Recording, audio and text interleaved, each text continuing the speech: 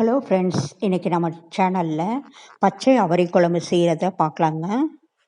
பச்சை அவரையை குக்கரில் போட்டு உப்பு, மஞ்சத்தூள், ஒரு டம்ளர் தண்ணியை சேர்த்து ஒரு விசில் விட்டு வேக வச்சு எடுத்து வச்சுக்கலாங்க. ஒரு கடாயில் 1 ஸ்பூன் எண்ணெய் ஊற்றி சீரகம், 2 ஸ்பூன் கொத்தமல்லி, 2 வரமிளகாய், கருவேப்பிலை, சின்ன வெங்காயம், மஞ்சத்தூள், துருவி வச்சுருக்கிற தேங்காய், இது எல்லாமே சேர்ந்து நல்லா வதக்கி ஆற வச்சு மிக்ஸி ஜாரில் நல்லா நைஸாக அரைச்சி வச்சுக்கலாங்க. தாளிக்கிறதுக்கு ஒரு கடாயில் எண்ணெய் ஊற்றி கடுகு, சின்ன வெங்காயம், கருவேப்பிலை, தக்காளி, மஞ்சத்தூள், இது எல்லாமே சேர்த்து நல்லா வதங்க விட்டு அரைச்சி வச்சுருக்கிற மசாலா கூட ஒரு அரை டம்ளர் தண்ணியுமே சேர்த்து ஒரு 2-3 நிமிஷம் கொதிக்க விடலாம்.